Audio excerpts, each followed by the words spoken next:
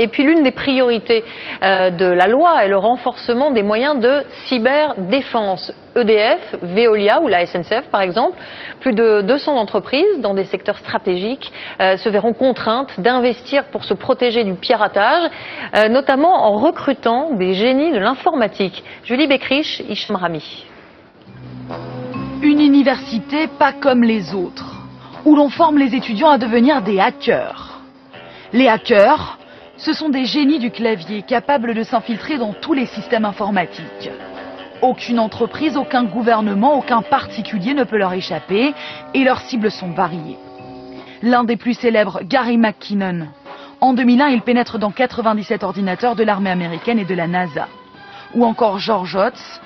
En 2007, il a seulement 17 ans, il pirate la sécurité de l'iPhone, puis celle de la PlayStation 3. D'habitude, les hackers avancent masqués. Ici, c'est tout le contraire. Ils apprennent avec leurs enseignants à devenir encore meilleurs. Prouvez que vous avez réussi à trouver la faille de sécurité et à l'exploiter. Leurs cours les entraînent à raisonner et à agir comme des pirates. Contenir le mot. On a les compétences pour... Pourquoi? Pour faire des choses illégales sur Internet. Comme quoi? Comme récupérer une base de données d'un site Internet avec des comptes mail, les mots de passe en clair par exemple. Des trucs comme ça, le numéro de carte bancaire. Mais les formateurs veillent à ce qu'ils ne basculent pas du mauvais côté. Pourquoi il a été développé, mais il y a des outils qui sont dangereux. On le met dans les mains de nos étudiants, mais parallèlement à ça, ils sont en relation avec des autorités. On fait intervenir un avocat, par exemple. Donc ils sont au courant des risques, ils sont au courant de l'endroit où se trouve la ligne à ne pas franchir. Et c'est toujours avec un œil vigilant qu'il encadre les recherches parfois illégales de ses étudiants. Lui a mis en place un système qui permet de capter les communications entre deux téléphones. Normalement, un téléphone entre en communication avec un autre en passant par l'antenne relais de son opérateur. Mais il a élaboré un réseau secondaire qui se substitue à l'antenne relais et vient ainsi capter les communications via son ordinateur. Tout ça, en fait, c'est notre conversation qui est enchiffrée. Tu vas demander... Des profils comme ceux-ci, les entreprises se les arrachent.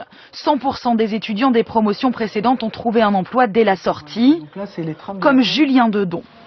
Plus jeune, il a flirté avec l'illégalité. Aujourd'hui, il a choisi son camp. Il défend les entreprises contre les cyberattaques. Et à 22 ans, il a décroché un CDI sans problème. La plus-value, en fait, c'est qu'on a été, dès le début, encadré en termes d'éthique.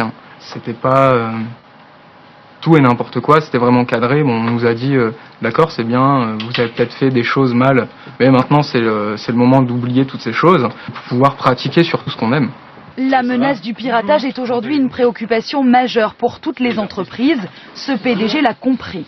Sa société spécialisée dans la protection des systèmes informatiques est même victime de son succès. L'entreprise aujourd'hui fait une belle croissance, mais cette croissance est freinée parce qu'on n'arrive pas à recruter aujourd'hui et à former aujourd'hui, à avoir des gens formés au niveau à ce niveau-là, quoi. À Maubeuge, en octobre prochain, 26 nouveaux étudiants triés sur le volet feront leur rentrée, tous susceptibles de devenir des pirates vertueux. C'est ce qui nous intéresse.